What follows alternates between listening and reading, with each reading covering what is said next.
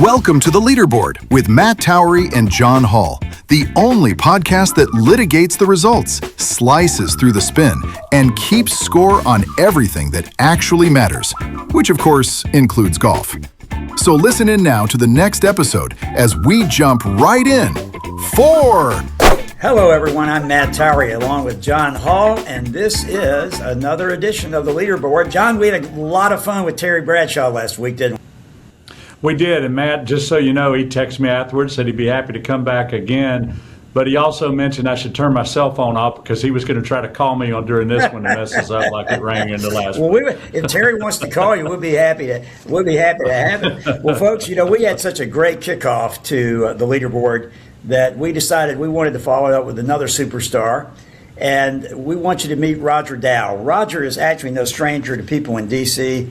Roger was really, I always put it this way, he was actually number 3 at Marriott behind the two Marriotts, the father and son, was the senior vice president for all global sales, created the Marriott point system. I think it was the first point system ever, right, Roger? Is that true?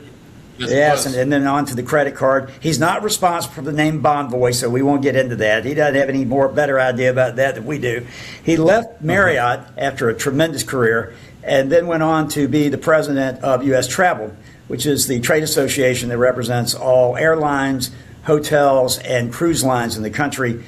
He's dealt with presidents numerous and played a critical role during the pandemic as well, Roger, because I know you and I, we were eating outdoors a lot together. Roger's a good friend of mine. On top of all of his accomplishments, he's willing to put up with me. So we're going to get right into this interview. And John, you want to kick it off with a question for Roger?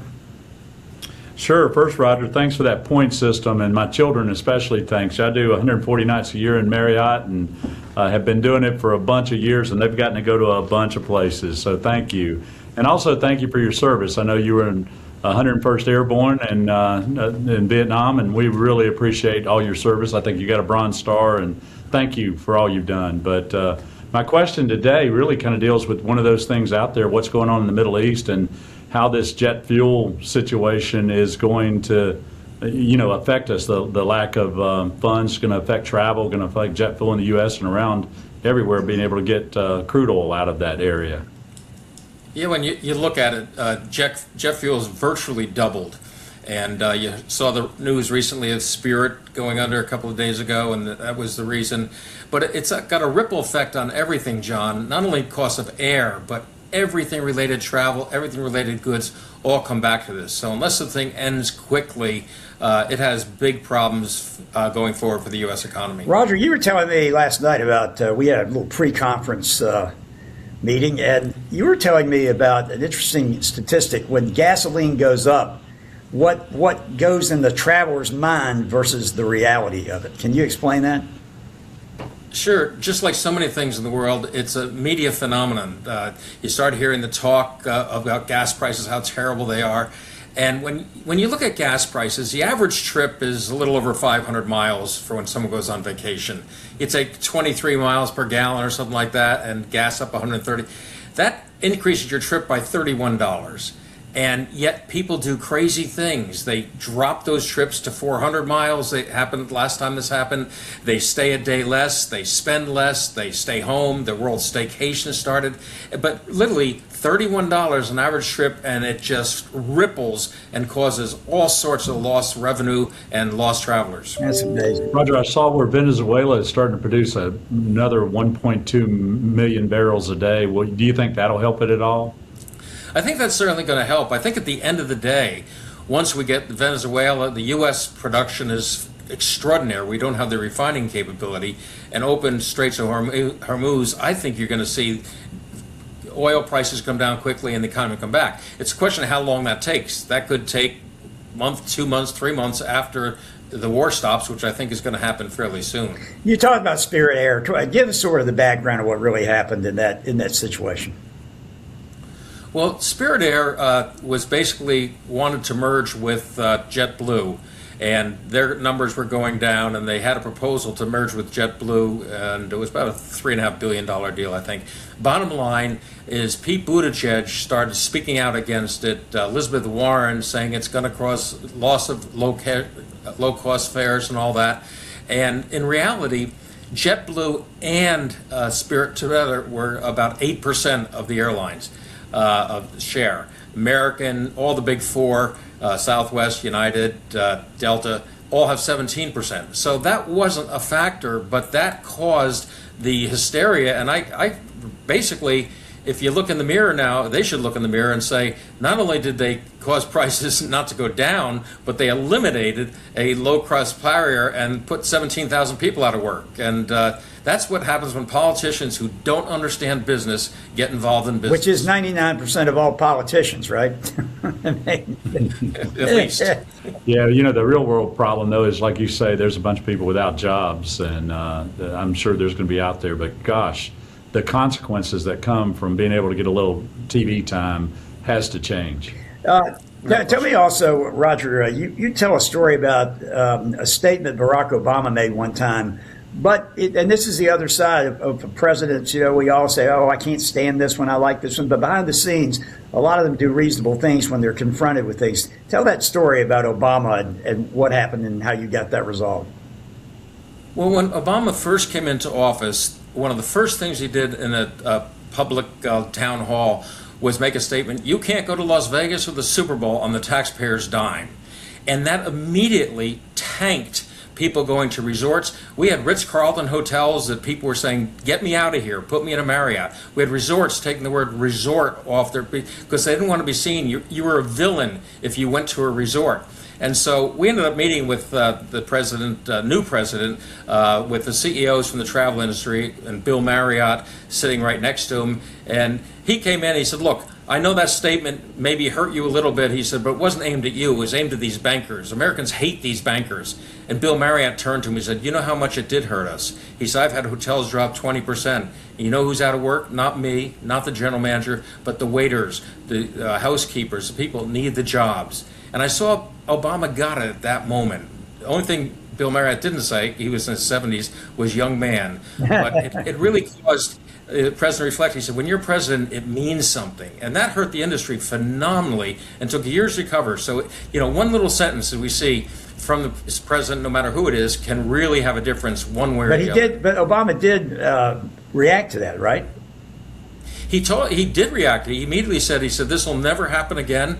He said, he appointed Valerie Jarrett to be our point person. And under his administration, probably the most for travel got done. They increased the visa time for China from 1 year to 5 years, 10 years for some people. At that time, when he was president, we had 350,000 Chinese visit the United States. A year and a half later, 3.2 million. So that impact, and these people spent $8,000 per visit. So he did a lot of very positive things. Created Brand USA, the first marketing organization for the U.S. that every other country in the world has, and we didn't have one. So it really got his attention, and I have to give him credit for that negative statement that hurt so much, for realizing what it was and empowering his administration to do something about it. But now we all know, of course, the greatest president, the big, beautiful president, Trump. You dealt with him as well during the pandemic, and you've seen what he's done since then. Give your evaluation of Donald Trump. One, he's got a phenomenal sense of humor, and and he'll say something sarcastically, and of course the media goes nuts that he said something that was meant to.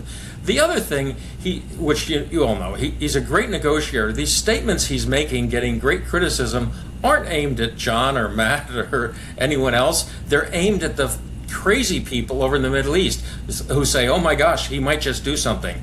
I found him, he's very pro-business. He's likable. We spent a lot of time together, several times in the office. He's a fun guy, but he understands. And I think his legacy, when you look back, of the things that are put in place from a business standpoint, from an American standpoint, from a tax standpoint, we're going to look back and say, wow. And I think we've got a downturn right now, but I'm putting a lot of money in the stock market because I'm telling you, we're going to see a huge boom, and Donald Trump has to. I got to tell you, Roger, I don't usually talk about any presidential visits or anything, but I will tell you one quick story. I was with Trump fairly recently, long meeting, and he looked at me at one point and he said, "What do you think the Republican Party is going to be like when I kick the bucket?"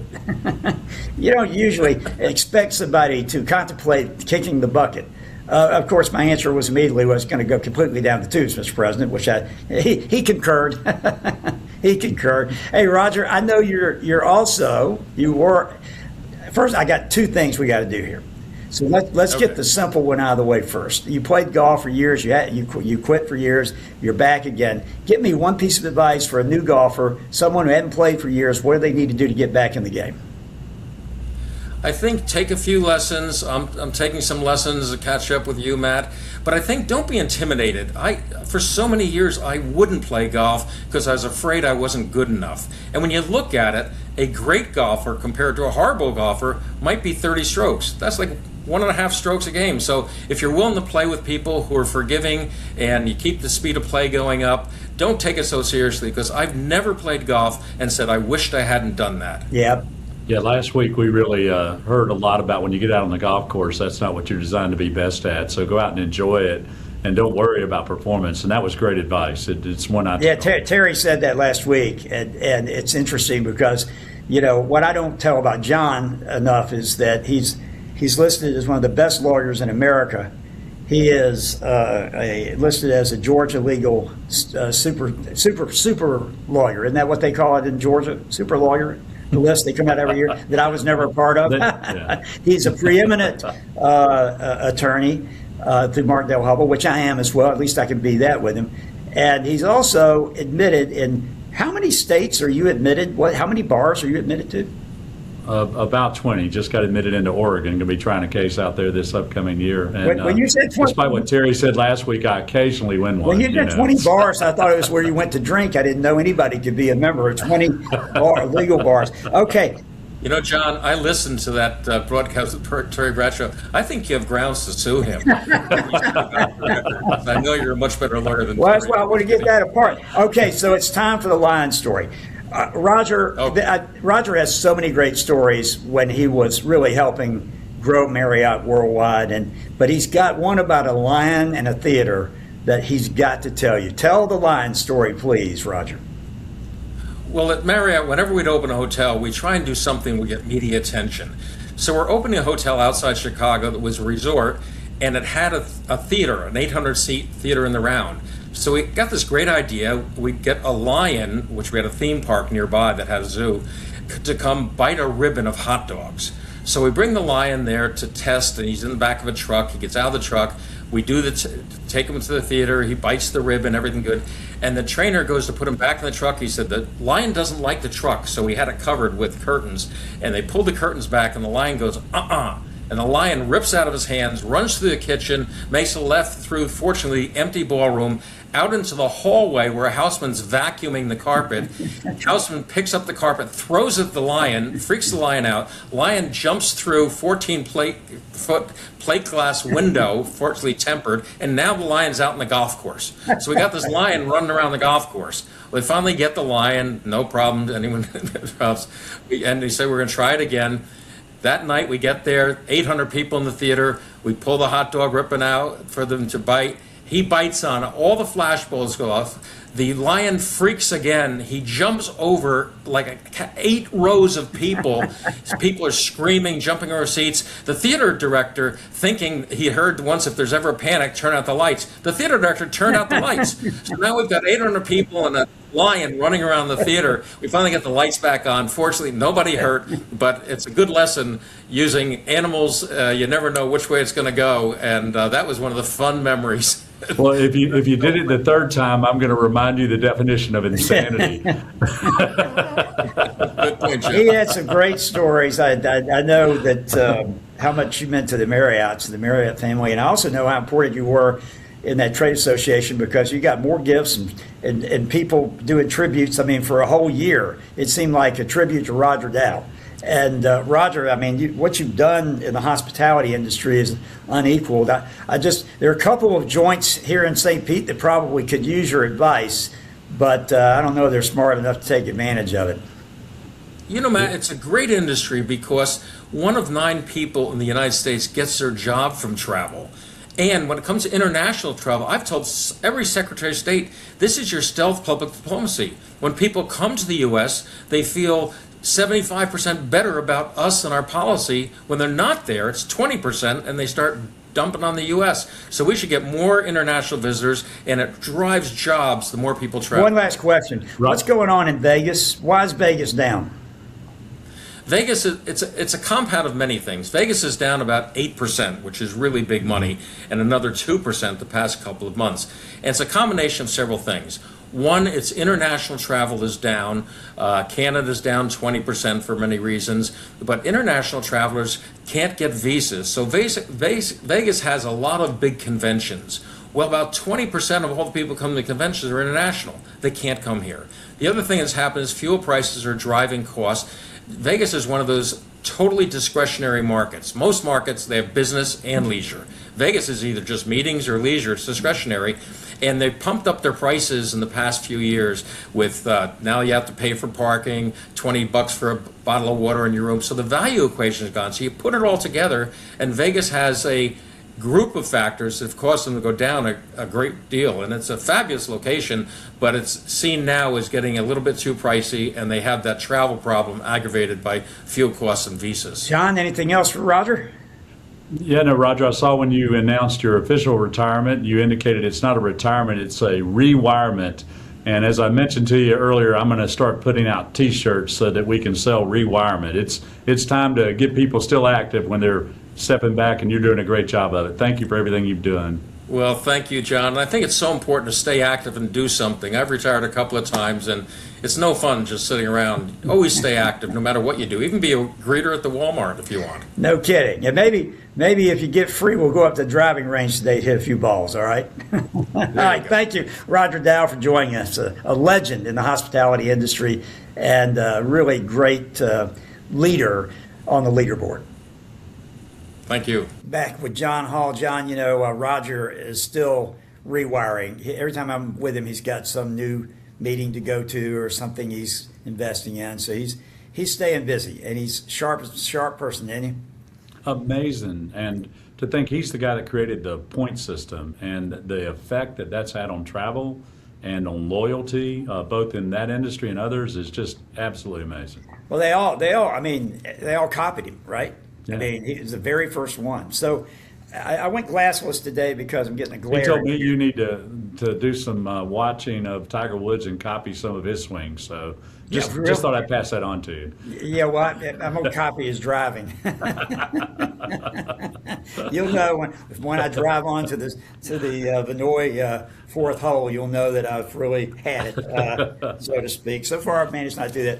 All right, I'm going to put my glasses on so we can talk about who are the leaders this week. And, John, I'm going to give you the honor of kicking off. You tell me who the number one leader is, the top winner of the week is.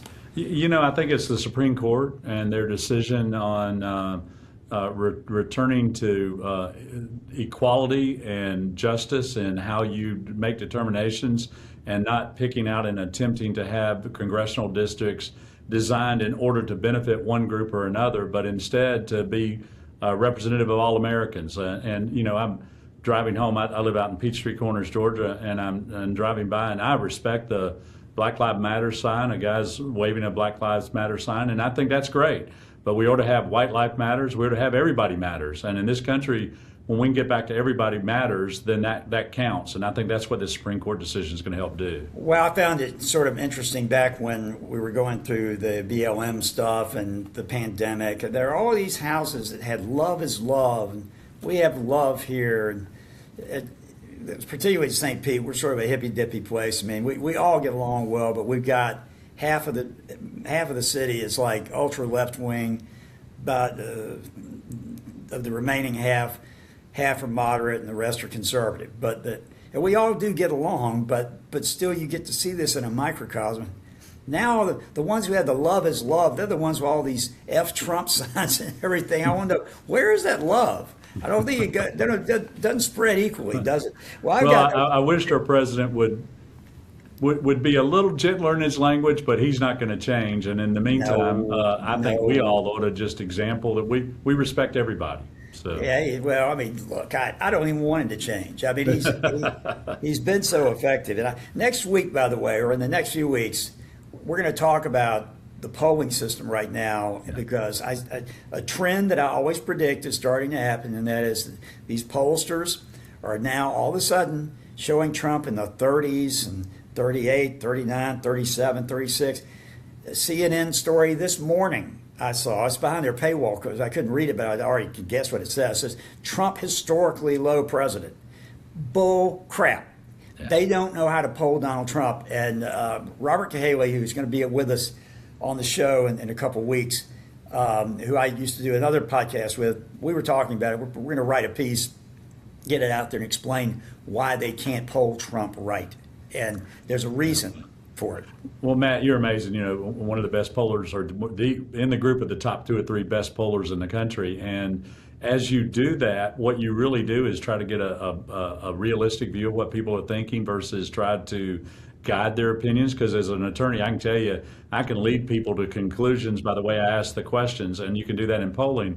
And so we need fair and impartial polling, and really appreciate it. And you've proven to be accurate over these last 8 to 12 years. So, keep going, buddy. Thank you. It needs to be done because it has an effect on these elections, and what Robert, myself, the folks at Rasmussen Reports, a few of the other pollsters, Harvard Harris, we try to get fair polls out there. We're not trying to help Trump or hurt Trump. But it just makes me here. Let me put it this way, John. AJC, Atlanta Journal-Constitution, everything always comes back to Georgia, right? I live in Florida, folks. Don't live in Georgia, but everything leads to Georgia. And they have a story out saying Trump remains same level of popularity in the state of Georgia. Okay, Georgia is the new bellwether state because it's divided about 50-50. I mean, it's always nip-tuck, 3-4 points at the most. You got 2 Democratic senators, you got a Republican governor, lieutenant governor, and legislature. So it's a purple state that leans red. So if Trump has maintained his popularity there, then how has it plummeted everywhere else in the country? It hasn't. And I'll explain to people in a few weeks why these polls are wrong and why we're right. But we'll move on to some more leaders. I've got a leader. Ronald Reagan's silent majority may still be out there, we hope. Well, they are. And we call them shy Trump voters. So there are a couple. I ran into a stock called Global Travel Business Group. It went up 57% last week when they released their earnings. I don't know what the hell they do, but I'm buying some. Darn right. Cherie DeVoe, I hope I'm saying her name right, who was the trainer of Golden Tempo, who won the Kentucky Derby, first female trainer in the history of Kentucky Derby. I think that's a winner, don't you? That's a huge winner. And man, that horse's performance, we're to recognize the horse too, to come from all the way behind and all the way to the front is just absolutely amazing. But she was so gracious in the way she talked about it in the training. And thank God she's out there, and let's hope more and more folks get into training in this way. Yeah, absolutely. Well, I wrote that book, Power Chicks, years ago, How Women Would Dominate America. And I need more of these women to succeed to make my book come true. So I could appear. Well, Matt, you should have, the book you wrote on picking stocks based on the news, you should have been ahead and given me a tip last week. You know what? That went out the window. The story of that book is this. The book debuted. I debuted it on Fox and Friends on the Curvy Couch, and it went to #1 hot seller, #1 in business. Went back home. My dad died, and I canceled the entire book tour and never written a book since. I am writing a book, however, Great. And it will be out before the election. And it is a controversial mother. You know what? I love it. Going to be so controversial, but it's the damn truth. And I'll tell you more about it. I'm going to tell you about it. I got to keep up with Everett here, the writer. He's pumping out, John's pumping out novels, every 3 months. And I haven't done anything in 6 years. I said, Hannity said he's never going to write a book again. He said there's such a pain in the ass. And I guarantee you he'll write another book. I don't care what. Sure he will. And I'm not telling him I'm writing a book because he'll pick up the phone call and you say, "Are you effing crazy?" Yeah, and if pain and difficulty was there, he'd quit golf, and we know he's not going to do that. So. Well, absolutely. Okay, so we got some laggards. We got a lot of laggards. Tell them about the cruise ship. I don't do cruise ships. Some people do; they love them. But it used to be you'd worry about getting on a cruise ship, and that there was going to be a riot based on who gets the chicken leg. But now this hantavirus that came out evidently is pretty significant and caused a lot of issues concerning both health-wise and cruise.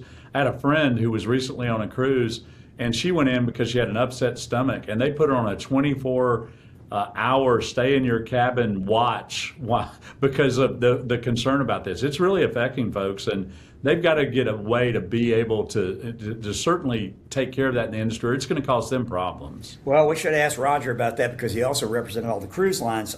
There's one ship, the MV Hondius, I believe. It's stranded right now at sea with 3 dead already, 2 definitely related to the hennavirus, 1 probably so, and the other 2 individuals are in serious condition. So prayers to those folks. It's no fun being on a boat when people are sick, right? That's tough. Now, I got a loser for you. I got a big loser. The magistrate who heard the case of Tom, what was it? His name is Cole Allen, the presidential would-be assassin, apologizing to him for his treatment because he had been put on a suicide watch. Well, they put him on a suicide watch because he said, basically, I know I won't survive. I know I won't survive. So they figured, well, they took him literally, and they put him in a padded room for a period of time. Magistrate, his name, lovely name, I can't pronounce, Zia Farakwe? I don't know if they've been close. I really don't give a damn. He's one of these D.C. left-wing types that came in the recent Democratic administrations, and he's sitting there just apologizing and groveling to a guy who wanted to kill as many people as possible. Now, you're a lawyer. I'm a lawyer. We know people have rights, but what are your thoughts on that? It's ridiculous for a judge, a sitting judge on a case, to make those comments. First of all, I hope the U.S. Attorney Office moves to disqualify him. But what we've seen, unfortunately, is judges starting to think that they make law or that they run the executive branch versus interpret the laws that are there and apply it according to the Constitution. And they're doing it for personal gain and fame. I guarantee you this judge did this because he knows that's going to get out there and get press, and all of a sudden people will be talking about his name.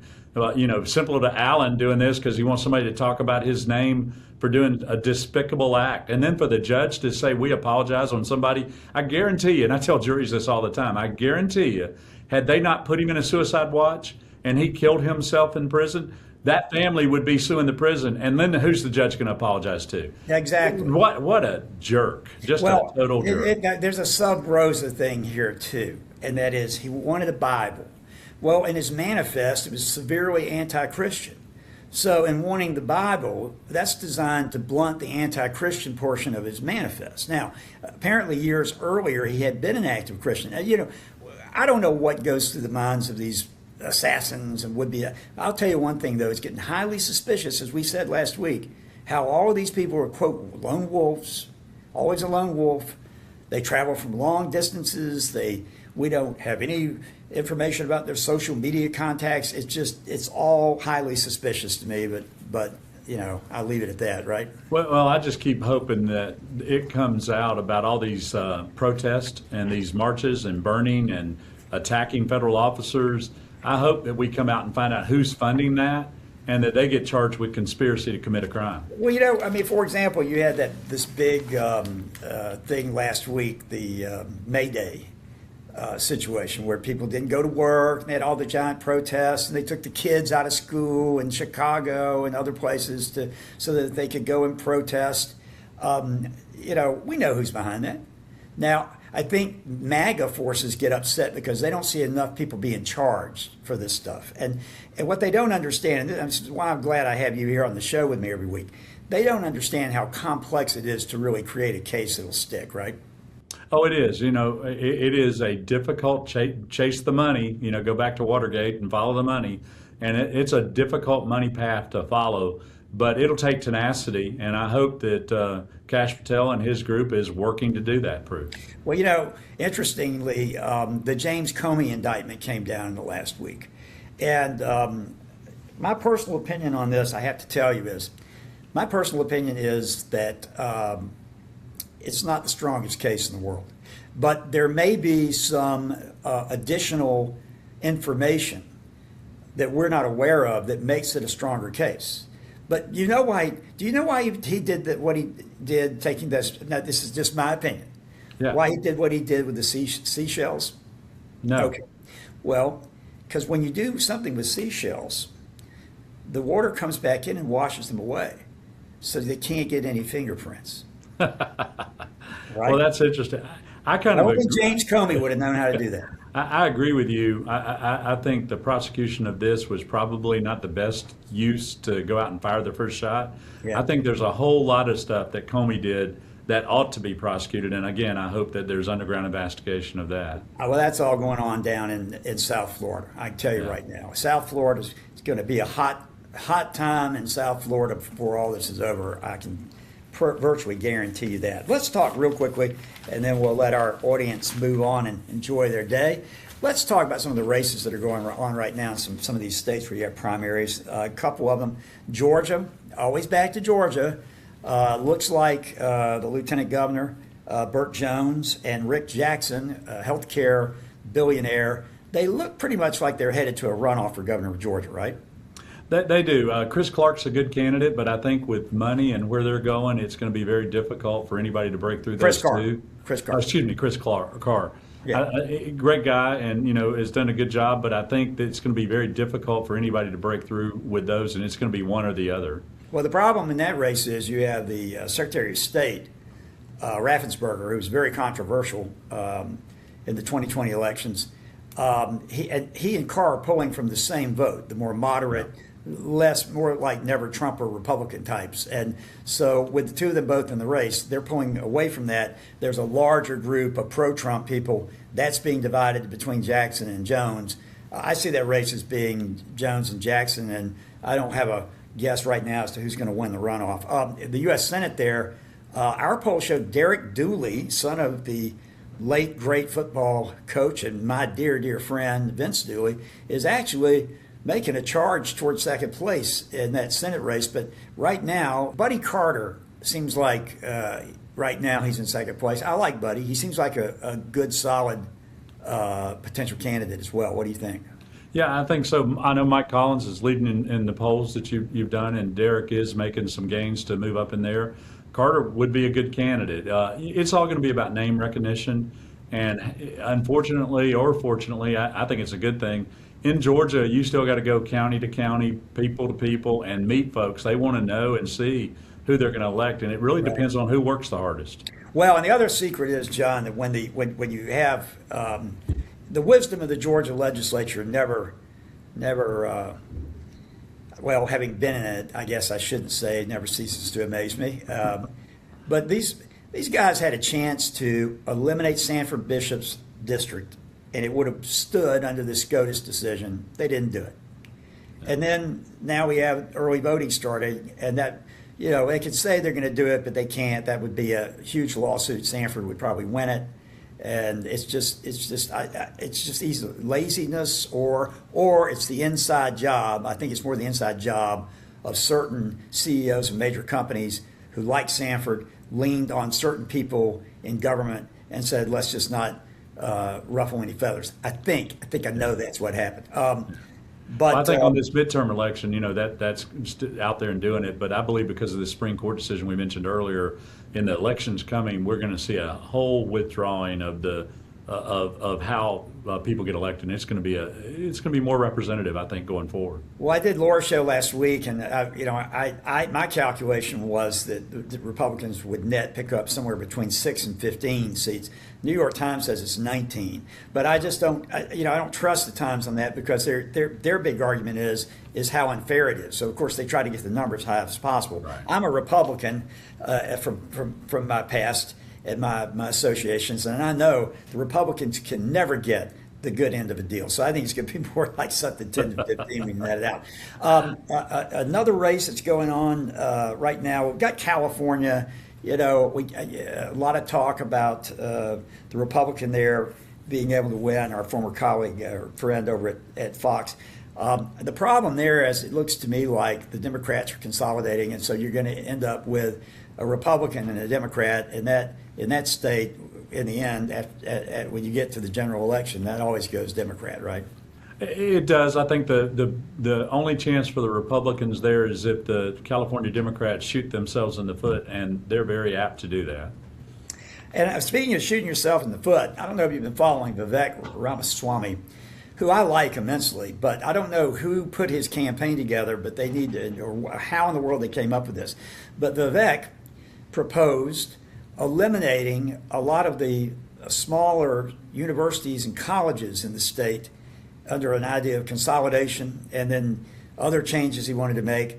And he has taken a race in which, and he's going to win his primary, but he has taken a race where he was probably a 6 to 10 point favorite and made himself dead damn even with a Democrat in a red state like Ohio, all because of irritating people at all these schools and their alma mater. Why would you do something that stupid?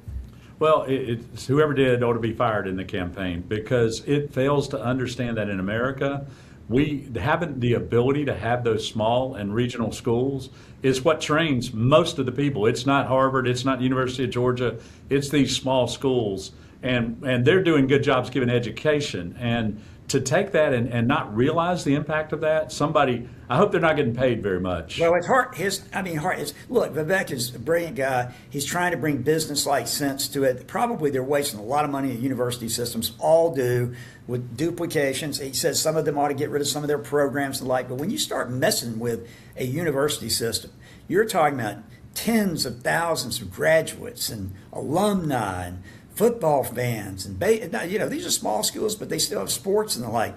You are just messing in the wrong territory. You ought to be creating more universities and colleges or trade schools or whatever. Don't do this, Vivek. Get off this train, because he would be a great governor. I hate to see that happen to him. Well, we've had a great week, and we had a great week with Terry Bradshaw. The reaction has been phenomenal, and we're going to keep bringing you some fantastic guests. We're going to have guests from all different walks of life, but people who you know, people who you don't know, but people who know something and who are always leaders on their leaderboard. And John Hall, I got to tell you, I'm enjoying doing this with you. I hope you had another good round today. You do. This is a lot of fun. I just hope one day I can get down there and play golf with you and Roger. Well, come on down, brother. We're ready. We're ready. It's going to be heat index gets to about 106 in about a month. I'd love to have you in that. That sounds good. All right. For John Hall, I'm Matt Towery. Thanks for joining us on the Leaderboard. We'll see you next week.